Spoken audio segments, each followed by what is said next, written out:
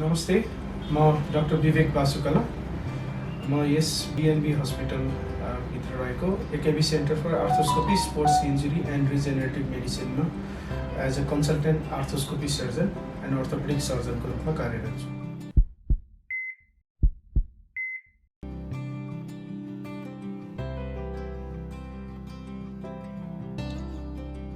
हड्डी खिनु भनेको के हो? एक्चुअली हड्डी खिनु भनेको हड्डी खिने होइन। एज हड्डीको माथि जुन जोर्नी हुन्छ, जोर्नी भनेको जहिले पनि हड्डीको माथिपट्टि चाहिँ कुरकुरे हड्डी, कार्टिलेज भन्छौँ हामी, आर्टिकुलर कार्टिलेज, त्यसको एउटा लेयर हुन्छ। दुईवटा जुन जोर्नी बनाउँदाखेरि जुन दुईवटा हड्डी सँगै आउँछन्, त्यो दुईवटा जोर्नीको वरिपरि कार्टिलेजहरूको लेयर हुन्छ। त्यो कार्टिलेजको लेयरमा चोट लाग्ने हो, कार्टिलेजको लेयरमा खिने हो। बिस्तारै बिस्तारै त्यही कार्टिलेजको लेयर खिँदै खिँदै त्यो पातलिँदै गइसकेपछि बिस्तारै अन्तिममा बल्ल हड्डीमा असर देखिन सुरु हुन्छ र त्यसपछि बल्ल हड्डी चाहिँ खिने हो। सो तसर्थ हामीले हड्डी खियो, हड्डी खिएर दुखाइ भयो भन्नु चाहिँ खास कुरकुरे हड्डीमा चोट लाग्नु हो र कुरकुरे हड्डीमै चोट लागेको कारणले गर्दाखेरि दुखाइ हुन्छ। अब यो मैले यो बुझाउनको लागि मैले यो घुँडाको मोडेल राखेको छु। यो हाम्रो नी जोइन्टको मोडेल हो, घुँडाको मोडेल। यसमा माथि एउटा ठुलो हड्डी हुन्छ, यसलाई हामी फिमर भन्छौँ। तल सानो हड्डी हुन्छ, एउटा सानो हड्डी हुन्छ, त्यसलाई फिबुला भन्छौँ। ठुलो हड्डी हुन्छ, टिबिया भन्छौँ। अब यो दुईवटा जोइन्ट हजुरहरूले यहाँ हेर्नुभयो भने यसलाई हामीले अगाडिको हड्डीलाई यसो साइडमा राख्यौँ भने, हड्डीलाई यस्तो घुमायौँ भने यो दुईवटा हड्डीले मात्र जोइन्ट बनाउने होइन। यो हड्डीको माथि यो कुरकुरे हड्डीको लेयर हुन्छ, यता पनि कुरकुरे हड्डीको लेयर हुन्छ र बिस्तारै यही कुरकुरे हड्डीमा चोट लाग्नुलाई नै अस्टियोआर्थराइटिस अथवा हड्डी खिनु भनिन्छ। यो कुरा चाहिँ हामीले बुझ्नु जरुरी छ। हड्डी खिने अनेक कारणहरू हुन्छन्। प्राय जसो उमेरले गर्दाखेरि हड्डी खिने हुन्छ। जस्तो 40-45 कटिसकेपछि महिला पुरुष दुवैमा हड्डी खिने हुन्छ। तर हड्डी खिनुका अनेक कारणहरू हुन्छन्। एउटा हड्डी खिनेलाई प्राइमेरी अस्टियोआर्थराइटिस भनिन्छ भने अर्को सेकेन्डरी अस्टियोआर्थराइटिस भनिन्छ। प्राइमेरी अस्टियोआर्थराइटिस भनेको त्यसमा चाहिँ मेनली वंशानुगत कारणले गर्दाखेरि हड्डी खिने हुन्छ र त्यसमा लगभग सबैजसो शरीरको हड्डीहरूमा खिने हुन्छ। शरीरको भार लिने हड्डीहरू जस्तै घुँडा, हिपको जोर्नी, एङ्कलको जोर्नीहरूमा चाहिँ बढी पेनफुल हुन्छ भने शरीरको भार नलिने हातहरू, औँलाहरूको जोर्नीहरूमा चाहिँ हड्डी खिँदा खिँदै पनि त्यस्तो पेनफुल, त्यस्तो सिम्टोमेटिक नहुन सक्छ। तर त्यो चाहिँ प्राइमेरी अस्टियोआर्थराइटिस भयो, जसमा चाहिँ सबै किसिमको शरीरको हड्डीहरू खिने हुन्छ, जोर्नीहरू खिने हुन्छ।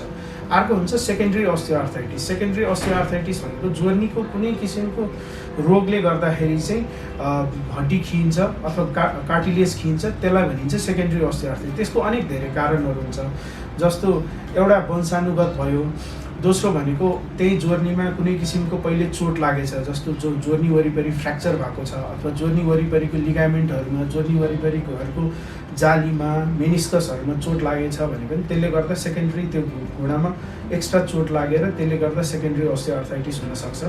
त्यससँगै शरीरको भार धेरै छ भने, जस्तो मानिलिनुहोस् 40 केजीको एकजना मान्छे र 80 केजीको एकजना मान्छेमा त्यस्तै दुईवटा घुँडाले डबल वेट थाम्न पर्ने भएको कारणले के हुन्छ भन्दाखेरि 80 केजीको मान्छेको घुँडा चाँडो बिग्रिने हुन्छ 40 केजीको भन्दा। सो शरीरको भार, शरीरको वेटले गर्दाखेरि पनि हड्डी खिनु नखिनुमा धेरै फरक पर्दछ। त्यसपछि अर्को भनेको कुनै किसिमको अलि रेयर हुन्छ, अलि कमै हुने रोगहरू भनेको जस्तो घुँडाभित्र डिपोजिसन, जस्तो युरिक एसिडको रोगहरू, त्यसपछि क्याल्सियम डिपोजिसन डिजिज भन्छन्, त्यसपछि आइरनहरू डिपोजिट हुने रोगहरू हुन्छ। ती रोगहरूले गर्दाखेरि पनि हड्डी खिन्छ। र अर्को हामीले बिर्सनै नहुने भनेको कुनै इन्डोक्राइन भन्ने ग्रन्थीहरूको समस्याले गर्दा, जस्तो कि थाइरोइडको समस्या, ग्रोथ हर्मोनको समस्या, त्यसले गर्दाखेरि पनि शरीरको भार, शरीरको वेट, घुँडाको बनावटमा चेन्ज हुने भएर ती कुराले गर्दाखेरि पनि हड्डी खिने हुन्छ। अर्को हामीले बिर्सनै नहुने भनेको हाम्रो डेभलपमेन्टल भन्छ। जस्तो बच्चा ठुलो हुँदै गर्दाखेरि यदि हड्डीहरू पहिलेदेखि नै बाङ्गो छ, घुँडाहरू बाङ्गो छ, हिपहरू बाङ्गो छ भने त्यो बाङ्गो भएको कारणले गर्दाखेरि पनि घुँडामा शरीरको भार जाने वेट एक्सिसहरू नमिल्ने कारणले गर्दाखेरि त्यसले गर्दाखेरि पनि घुँडाको हड्डीहरू खिने हुन्छ। सो हड्डी खिनाको कारण चाहिँ धेरैवटा छ। कतिचोटि हामीले बिरामीहरूलाई चाहिँ हड्डी धेरै खिइसकेपछि भेट्छौँ र त्यतिखेर हामीले यो कारणले हड्डी खिएको भनेर पत्ता लगाउन नसकिने अवस्था हुन्छ र जे जस्तो भए पनि जेले हड्डी खिने भए पनि अन्तिममा हड्डी खिनेको उपचार चाहिँ लगभग एउटै किसिमको हुने भएको भएर हामीलाई त्यो अवस्थामा बिरामी आउनु हुँदाखेरि त्यो सबै के कारणले भएको भनेर खोजिरहनु जरुरत पनि नपर्ने हुन्छ। मैले अघि नै भने जस्तै उमेर एउटा एकदमै मुख्य कारण हो। जसरी 40, 45, 50 वर्ष पुगिसकेपछि आँखाले कम देख्न थाल्छ, कपालहरू फुल्न थाल्छ, कानले कम सुन्न थाल्छ भनेपछि यस्तै घुँडाहरूको अरू जोइन्टहरूको पनि एजिङ हुँदै जान्छ र एजिङ हुँदै गएपछि बिस्तारै कुरकुरे हड्डी यो 40-45 वर्षसम्म यही शरीरको भाग ती दुईटा घुँडाले थामिरहँदाखेरि कुरकुरे हड्डीमा अनेक चोटहरू लागिसकेको हुन्छ र उमेर बढ्दै गएपछि घुँडा खिने रेट चाहिँ बढ्दै जान्छ। यो भन्दा भन्दै हामीले के कुरा बुझ्नु हुँदैन भने अर्ली आजकल हामीले हाम्रो क्लिनिकमा के देखिरहेका छौँ भन्दाखेरि सायद हाम्रो रहनसहन हाम्रो जीवनशैलीले गर्दा हुनसक्छ कि पहिलेदेखि नै भन्दा अलि अर्लियर अलि यङ्गर एज ग्रुपमा हामीले घुँडा खिएको समस्याहरू धेरै देख्न थालेका छौँ। यो चाहिँ अलिकति एलार्मिङ सिचुएसन हो। त्यो किन भन्दा अर्ली एजमै जस्तो 40-45 वर्षमै हड्डीहरू खिने अलि नराम्रोसँग हड्डीहरू खिने समस्याहरू हुन थाल्यो भने त्यो ती एज ग्रुप भनेको एकदम एक्टिभ प्रोडक्टिभ एज ग्रुप हो। तिनीहरूको घुँडामा प्रब्लम भयो, तिनीहरूको अरू जोइन्टहरूमा प्रब्लम भयो भने हाम्रो प्रोडक्टिभिटीमा नै प्रब्लम आउने भएर यो चाहिँ अलि अलार्मिङ सिचुएसन हो। हामीले क्लिनिकमा आजकल देखिरहेको कुरा चाहिँ त्यो। अब यसको कारण भन्नुहुन्छ भने यसको मुख्य कारण चाहिँ सायद आजकलको हाम्रो रहनसहन नै होला। आजकल हामी बढी खेल्छौँ अनि त्यसपछि त्यो खेल खेल्दाखेरि विभिन्न किसिमको घुँडामा चोटहरू लाग्छ। साधारण चोटहरू जुन चाहिँ सुरुमा हल्का केही दिनको दुखाइ हुन्छ, त्यसपछि बिस्तारै आफै त्यो दुखाइ हराउँछ र त्यसलाई नेग्लेक्ट गर्ने टेन्डेन्सी हुन्छ र त्यही सानोतिनो घुँडाको चोट जुन चाहिँ सुरुमै उपचार गर्न सकिन्थ्यो तीलाई उपचार नहुँदाखेरि चाहिँ पछि गएर घुँडा खिने जस्तो रोग आउँछ। अर्को भनेको आजकलको बढ्दो मोटरसाइकल अनि त्यसपछि स्कुटर एक्सिडेन्टहरूले गर्दाखेरि पनि घुँडामा लाग्ने चोटहरू जुन चाहिँ इग्नोर गरिन्छ, ती इग्नोर गरेको चोटहरूले टाइममै त्यो रोगको निदान नगरिकन त्यसको उपचार नगरिदिँदा पछि गएर अर्ली एजमै अस्टियोआर्थराइटिस अथवा अर्ली एजमै घुँडा खिने रोगहरू चाहिँ बढी देख्न थालेका छन् हामीले। तल तस्बिरमा देखाइए जस्तै सबभन्दा बायाँ साइडको पहिलो फोटो भनेको नर्मल कुरकुरे हड्डीको हो, जसमा चाहिँ हामीले टल्किएको सेतो कुरकुरे हड्डी देख्न सक्छौँ र बिचकोमा हामीले त्यही कुरकुरे हड्डीमा सानो घाउहरू भएको देख्न सकिन्छ र अन्तिम फोटोमा हामीले त्यो कुरकुरे हड्डी धेरै च्यात्तिएको र जसको कारणले हड्डीमा पनि केही चेन्ज आएको देखिन सकिन्छ। यसले विभिन्न चरणहरू हड्डी खिने रोगको विभिन्न चरणहरू देखाउँछ। यो रियल टाइम पिक्चर हो। यसमा हामीले त्यही कुरकुरे हड्डी टल्किने सेतो सफा कुरकुरे हड्डी देख्न सक्छौँ।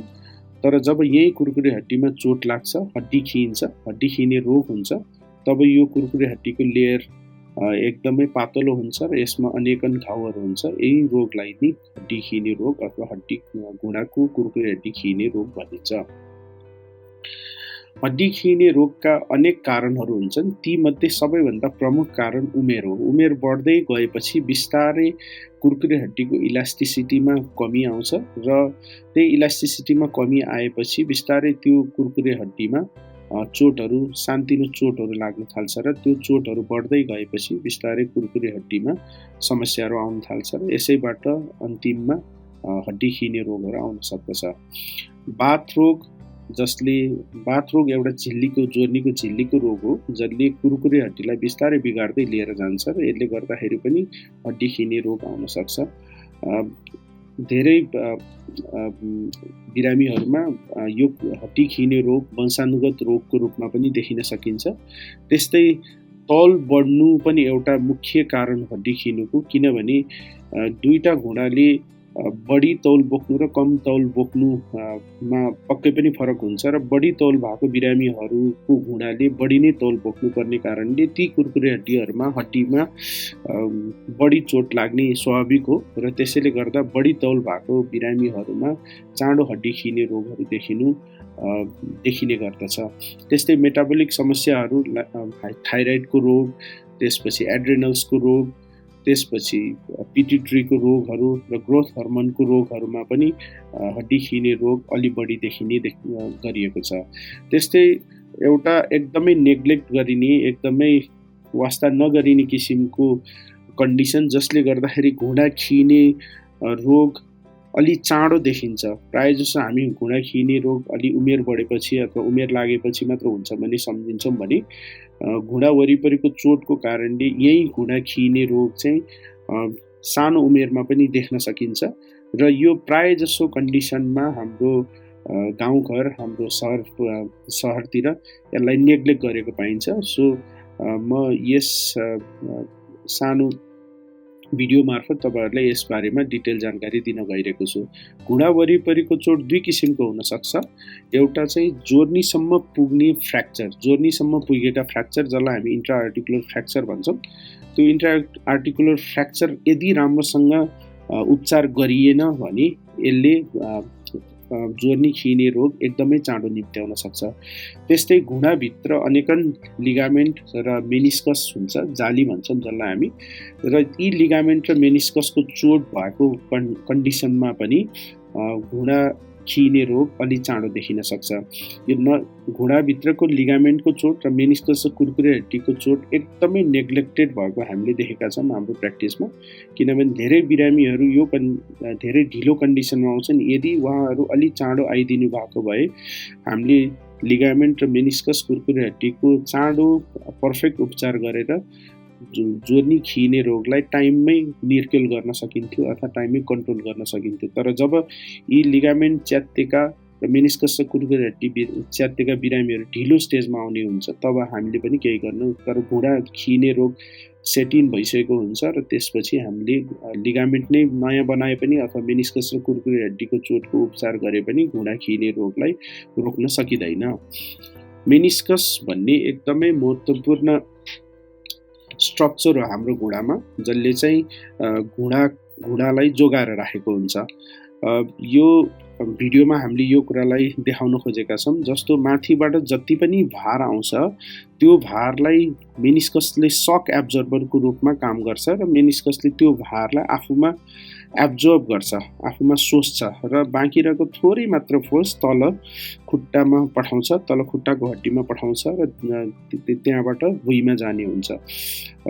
तर जब यो मेनिस्कस च्यात्तिन्छ तब के हुन्छ भने त्यही एमाउन्ट अफ फोर्स, त्यति नै बराबरको भार माथिबाट जब तल खुट्टामा जान्छ तब के हुन्छ, मेनिस्कस नच्यात्तेको भागमा त्यो नच्यात्तेको मेनिस्कसले त्यो भारलाई सोच्छ भने मेनिस्कस च्यात्तेको भागमा त्यो मेनिस्कसले नर्मली काम गर्न सक्दैन र सम्पूर्ण भार माथिको हड्डीदेखि तल्लोको हड्डीमा डाइरेक्टली जाने हुन्छ र त्यो कारणले सम्पूर्ण भार कन्सन्ट्रेटेड त्यही पार्टमा हुन्छ, त्यही भागमा हुन्छ जहाँतिर मेनिस्कस च्यात्तेको छ। तसर्थ के हुँदै जान्छ भन्दा बिस्तारै त्यहाँको कुरकुरे हड्डी बिग्रिँदै जान्छ र हड्डी खिँदै जान्छ र अन्तमा बिस्तारै हड्डीमा पनि चेन्ज आउन थाल्छ र हड्डी जोर्नी आफै बाङ्गिन सुरु हुन्छ। यही जोर्नी बिस्तारै खिने र बिस्तारै बाङ्गिँदै जाने क्रमले हड्डी खिने विभिन्न चरणहरू देखाउँछ।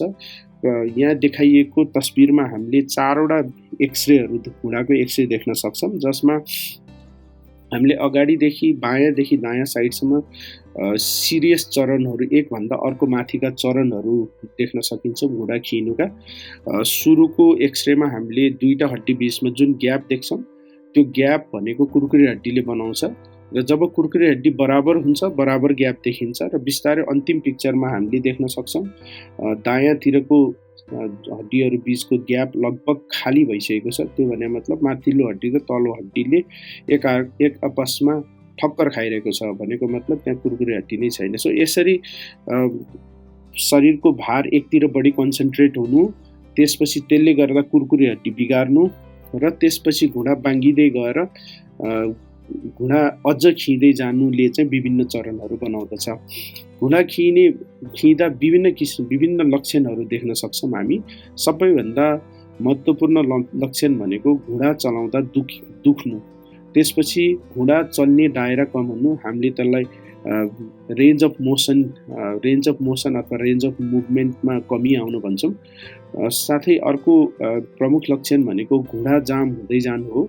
त्यसपछि समय समयमा घुँडा सुन्निन्छ, घुँडाले भर दिन पनि छोड्न सक्छ। त्यसपछि बिस्तारै अघि भने जस्तै जोर्नी खिने रोग बढ्दै गयो भने घुँडा बाङ्गिएको पनि देखिन सकिन्छ र घुँडाबाट अनेक किसिमका किरकिर गर्ने आवाजहरू पनि आउन सक्छ र टुक्रुक बस्न र पलेटी मारेर बस्न निकै नै गाह्रो हुन सक्छ र भर्याङ तलमाथि गर्न निकै सकस हुन सक्छ। यी विभिन्न लक्षणहरू छ भने घुँडा खिने रोग हुन थाल्यो भन्ने हामीले बुझ्नु पर्दछ। घुँडा खिने रोग आइसकेपछि, घुँडा खिने रोग भइसकेपछि यसको अनेकन उपचारहरू हुन्छ। प्रारम्भिक चरणहरूमा औषधि र फिजियोथेरापीले यो रोगलाई कन्ट्रोल गर्न सकिन्छ। तर जब यो स्टेजहरू, यो घुँडा खिने रोगको स्टेजहरू बढ्दै जान्छ तब हामीले इन्जेक्सन विधिहरू पनि प्रयोग गर्नुपर्ने हुनसक्छ। इन्जेक्सनमा हामीले विभिन्न औषधिदेखि पिआरपी इन्जेक्सनसम्म प्रयोग गर्न सक्छौँ। तर जब यो घुँडा खिने रोगको स्टेज हायर हुँदै जान्छ अथवा माथिल्लो स्टेजमा बढ्दै जान्छ तब केही न केही किसिमको शल्यक्रिया नै मात्र यसको उपचारको रूपमा अगाडि आउँछ र त्यसमध्ये एकदमै सिरियस स्टेजमा पुगिसकेको छ, एकदमै लास्ट स्टेजमा पुगिसकेको छ भने घुँडा प्रत्यारोपण एउटै मात्र अप्सन बाँकी रहन्छ। तर यदि बिचको स्टेज छ, मानौँ कि औषधि र फिजियोथेरापीले काम गर्न नसक्ने तर घुँडा प्रत्यारोपण गर्न नपर्ने अवस्था छ भने त्यो कन्डिसनमा पनि हामीले एक किसिमको शल्यक्रियाको माध्यमबाट यो घुँडा खिने रोगलाई म्यानेज गर्न सक्छौँ र त्यसलाई अस्टियोटोमी शल्यक्रिया भनिन्छ। इन्जेक्सन विधिमा हामीले एसबिएनबी हस्पिटलमा प्रयोग गरिने भनेको पिआरपी इन्जेक्सन हो। पिआरपीको विस्तृत रूप भनेको प्लेटलेट रिच प्लाज्मा हो। यसमा हामी के गर्दछौँ भन्दा हाम्रो यो पिआरपी बारे बुझ्नको लागि हामीले हाम्रो रगतको बारे बुझ्नुपर्ने हुन्छ। हाम्रो रगतमा 55% तरल पदार्थ हुन्छ र बाँकी 45% ठोस पदार्थ हुन्छ जुनलाई हामी कोशिका भन्छौँ।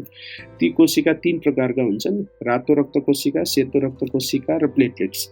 रातो रक्त कोशिकाले शरीरमा अक्सिजन र कार्बन डाइअक्साइड साटासाट गर्नलाई सहयोग गर्छ। व्हाइट ब्लड सेल्स अथवा सेतो रक्त कोशिकाले शरीरमा ब्याक्टेरिया भाइरसहरूको इन्ट्री भयो भने त्यसलाई त्योसँग ब्याक्टेरिया र भाइरसहरूबाट शरीरलाई जोगाउने काम गर्छ। सो रोग प्रतिरोधात्मक काम गर्छ व्हाइट ब्लड सेल्सले। त्यस्तै प्लेटलेट्सको काम भनेको चाहिँ शरीरमा कुनै किसिमको घाउ भयो भने त्यहाँबाट रगत बगिरहेको छ भने त्यो रगत बगेको चिजलाई क्लट गर्नु अथवा रगत बगिरहेको चिजलाई जाम गराउने काम चाहिँ प्लेटलेट्सले गर्छ। त्यो सँगसँगै यो मुख्य काम बाहेक पनि प्लेटलेट्सको बनावटमा हामीले राम्रोसँग हेऱ्यौँ भने त्यसमा अनेक किसिमको पोकाहरू हुन्छ, त्यसलाई हामी ग्रेन्युल्स भन्छौँ। ती ग्रेन्युल्समा ग्रोथ फ्याक्टरहरू हुन्छ। त्यो ग्रोथ फ्याक्टरको रोल के हुन्छ भने शरीरमा केही किसिमको घाउ भयो भने त्यो घाउलाई भर्ने बिल्डिङ ब्लक चाहिँ यी ग्रोथ फ्याक्टर्सहरू हुन्छ। सो प्लेटलेट्समा कहीँ घाउ चोटपटक लाग्यो भने त्यसलाई भर्ने किसिमको शक्ति हुन्छ ग्रोथ फ्याक्टरको कारणले। सो यही चिजको फाइदा चाहिँ हामीले पिआरपी इन्जेक्सनको थ्रु गर्दछौँ। प्लेटलेट रिच प्लाज्मा अथवा पिआरपी इन्जेक्सनमा हामी 5 देखि 7 ml बिरामीको आफ्नै ब्लड निकाल्छौँ र त्यसलाई एउटा फिक्स सेटिङमा मिलाइएको सेन्ट्रिफ्युज गर्छौँ। त्यसबाट के हुन्छ भने आरबिसी अथवा रातो रक्त कोशिका र सेतो रक्त कोशिका क्लम्प हुन्छ र माथि तरल पदार्थ र प्लेटलेट मिसिएको प्लेटलेट रिच प्लाज्मा बन्छ, जसलाई चाहिँ हामी खिएको घुँडामा इन्जेक्ट गर्छौँ। त्यसपछि त्यसले बिस्तारै त्यो घाउ परेको कुरकुरे हड्डीलाई भर्ने काम गर्छ र बिस्तारै हड्डी खिएको रोगलाई फाइदा गर्दछ। तर जब औषधि, फिजियोथेरापी र पिआरपी इन्जेक्सनले पनि ठीक नहुने अवस्थामा जब पुग्छ तब हामीले केही न केही शल्यक्रिया गर्नुपर्ने हुन्छ। अन्तिम स्टेजमा गर्ने शल्यक्रिया भनेको जहिले पनि जोर्नी प्रत्यारोपण हो। तर बिचको एउटा स्टेज हुन्छ जसमा चाहिँ जोर्नी प्रत्यारोपण गर्न पर्दैन, तर औषधि, फिजियोथेरापी र इन्जेक्सनले खासै सहयोग गर्दैन। त्यस्तो कन्डिसनमा हामीले अस्टियोटोमी शल्यक्रिया गर्छौँ। अस्टियोटोमी शल्यक्रिया भनेको शरीरको भार माथि जिउको हिपदेखि एङ्कल हुँदै जमिनमा कसरी जान्छ भन्ने वेट बियरिङ एक्सिसमा भर पर्दछ, जुन कुरा म अरू स्लाइडहरूमा भन्दै जानेछु। यो अस्टियोटोमी शल्यक्रिया बुझ्नुभन्दा अगाडि शरीरको भार जाने रेखाचित्र बुझ्नु जरुरी छ। यो नर्मल भार जाने रेखाचित्र हो। यदि हिपको जोर्नीको बिचदेखि एङ्कलको जोर्नीको बिचसम्म स्ट्रेट लाइन खिचियो अथवा सिधा धर्का खिचियो भने नर्मली यो घुँडाको पनि बिचबाट अथवा थोरै भित्रबाट जानुपर्ने हुन्छ, यो फोटोमा देखाइए जस्तो। तर जब हड्डी खिने क्रम हुन्छ, हड्डी खिएपछि बिस्तारै शरीरको भित्री भागबाट शरीरको भारहरू जान सुरु हुन्छ। अघि मैले मेनिस्कसमा भिडियो देखाए जस्तै, मेनिस्कस चोट लाग्दा हुने भिडियो देखाए जस्तै बिस्तारै यसले गर्दाखेरि शरीरको भार मेडियलाइज हुन थाल्छ र भित्री भागतिर जान थाल्छ। यसले गर्दाखेरि शरीरको सम्पूर्ण भाग भित्रतिर जाने कारणले कुरकुरे हड्डीमा अझ बढी चोट लाग्छ र अझ बढी चोट लागेपछि अझ बढी घुँडा बाङ्गिन सुरु हुन्छ। अझ घुँडा बाङ्गिएपछि के हुन्छ भन्दा यो शरीरको भार जाने रेखाचित्र अझ भित्र पस्छ। अझ भित्र सरिसकेपछि अझ कुरकुरे हड्डीमा बढी चोट लाग्छ र त्यसपछि फेरि बाङ्गोपन बढ्दै जान्छ। बाङ्गोपन बढेर शरीरको भार जाने रेखाचित्र अझ भित्र सर्छ र यही प्रक्रियामा बिस्तारै हड्डी खिने क्रम पनि बढ्दै जान्छ र हड्डी खिने क्रमसँगै हड्डी बाङ्गिने क्रम पनि बढ्दै जान्छ। यो विभिन्न पिक्चरहरूमा हामीले हड्डी खिँदै गरेको चरणहरू देख्न सक्छौँ, जसमा बिस्तारै हड्डी बाङ्गिँदै गएको छ र सो अनुरूप नै हड्डी माथि हिपदेखि एङ्कलसम्म जाने शरीरको भार जाने रेखाचित्र पनि भित्रभित्र सरेको हामीले देख्न सक्छौँ। र अन्तमा यो दुवै खुट्टामा यदि यस्तै किसिमको चेन्ज भएको खण्डमा दुवै खुट्टा पनि बाङ्गो हुन सक्छ। हामीले यस्तो बाङ्गो खुट्टा लिएर हिँडेका हाम्रा बुढा बाजे बजैहरू हाम्रो गाउँ टोल छरछिमेकमा देखेकै हुनुपर्छ। सो यो किसिमको कन्डिसनमा जब कुरकुरे हड्डीहरू एकदमै बिग्रिसकेको छैन तर हड्डी चाहिँ बाङ्गो भइरहेको छ, शरीरको भार जाने एक्सिस बिग्रेको छ भने तब हामी अस्टियोटोमी शल्यक्रियाबाट यसलाई ठिक गर्न सक्छौँ। यो अपरेसनमा हामी के गर्दछौँ भन्दा खुट्टाको सानो हड्डी जसलाई हामी फिबुला भन्छौँ त्यसको माथिल्लो लेभलमा टार्गेट गरेर हामीले यो हड्डीलाई यो ठुलो हड्डी जसलाई हामी टिबिया भन्छौँ त्यसलाई हामी काट्दछौँ। काटिसकेपछि हामीले त्यो लेभलसम्म यो हड्डीलाई फटाउँछौँ जुन लेभलमा हामीले अपरेसनको दौरान हामीले यो नयाँ रेखाचित्र हाम्रो घुँडा माथि हिपको जोर्नीको बिचदेखि एङ्कलको जोर्नीको बिचसम्म जाँदा त्यो रेखाचित्र घुँडाको बिचबाट पास भएको हुनु पर्यो र त्यो गरिसकेपछि त्यही लेभलमा त्यति खोलिसकेपछि जोर्नी त्यति खोलिसकेपछि हामी त्यही लेभलमा हामीले त्यसलाई रिटेन गर्नको लागि एउटा प्लेट अथवा पाता लगाउँछौँ। यस अस्टियोटोमी सर्जरीको दुईटा मुख्य फाइदा हुन्छ। एउटा भनेको इमिडिएट अपरेसन पश्चात बाङ्गिएको हड्डी बाङ्गिएको घुँडा सिधा हुन्छ। त्यसपछि हामीले भित्रतिर सरिरहेको शरीरको भार जाने रेखाचित्र वेट बियरिङ एक्सिसलाई घुँडाको बिचबाट पास गराउन सक्छौँ, जसको कारणले भित्रतिर कन्सन्ट्रेट भएको फोर्स अब बिचमा परेर बाहिरी र भित्री भागमा बराबर जाने हुन्छ र यसले गर्दाखेरि जोर्नीमा ब्यालेन्स हुन्छ, जसको कारणले भित्रतिर बिग्रिरहेको घाउ भइरहेको कुरकुरे हड्डी बिस्तारै रिग्रो हुने पोटेन्सियल हुन्छ। यो अपरेसनको माध्यमबाट जोर्नी बिग्रिन रोक्न सकिन्छ र यसलाई त्यही कारण जोइन्ट प्रिजर्भेसन सर्जरी अथवा जोर्नी जोगाउने अपरेसनको रूपमा नि लिइन्छ। यस अपरेसन पश्चात जोर्नी प्रत्यारोपण केही समयको लागि पर सार्न सकिन्छ अथवा जोर्नी प्रत्यारोपण कसैमा सम्पूर्ण रूपमा पनि टार्न सकिन्छ। अन्तिम स्टेजमा गरिने शल्यक्रिया भनेको घुँडा खिँदाखेरि गरिने शल्यक्रिया भनेको जोर्नी प्रत्यारोपण नै हो, तर अस्टियोटोमी अपरेसनको महत्त्व त्यतिखेर मात्र आउँछ जब औषधि फिजियोथेरापी र इन्जेक्सनले काम नगर्ने स्टेज पुगिसकेको छ तर त्यति एडभान्स पनि भइसकेको छैन जसमा चाहिँ टोटल जोर्नी रिप्लेसमेन्ट अथवा टोटल नी रिप्लेसमेन्ट पनि गर्नु पर्यो। सो यो औषधि फिजियोथेरापीले काम गर्ने स्टेज र सम्पूर्ण जोर्नी प्रत्यारोपण गर्नुपर्ने फेजको बिचको घुँडा खियाइमा गरिने अपरेसन हो र यो एकदमै फलदायी अपरेसन हो र हामीले बिएनबी अस्पतालमा सफलतापूर्वक यसलाई गरिरहेका छौँ। घुँडा खिइने रोग सबैलाई हुन सक्दछ र यो बढ्दै जाने समस्या हो। एकचोटि देखिसकेपछि प्रारम्भिक चरणमा उपचार गरिएमा यसको जटिलताबाट बच्न सकिन्छ। घुँडामा लागेका चोटहरूलाई समयमै उपचार गरे ठुलो परिणामबाट बच्न सकिन्छ।